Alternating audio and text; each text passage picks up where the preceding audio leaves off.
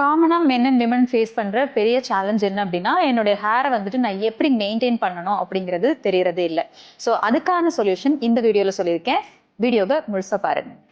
Hair எப்படி maintain பண்ணலாம் ஃப்ரீக்வெண்ட்டாக அப்படின்னு பார்த்தீங்கன்னா, நம்மளோட ஹேர் ஸ்கேல்ப்பை வந்துட்டு வாஷ் பண்ணும்போது ஒரு வீக்லி ஒன்ஸ் ஆர் ட்வைஸ் வந்துட்டு ஒரு ஆயில் வந்து டபுள் பாயில் மெத்தடில் ஹீட் பண்ணி நம்மளோட ஸ்கேல்ப்பில் அப்ளை பண்ணிவிட்டு நல்ல ஒரு ஜென்டிலாக ஒரு 5 மினிட்ஸ் மசாஜ் கொடுத்து ஒரு ½ அன் ஹவர் வெயிட் பண்ணி ஒரு மைல்டு ஷாம்பூவில் வாஷ் பண்ணிட்டு வரலாம்.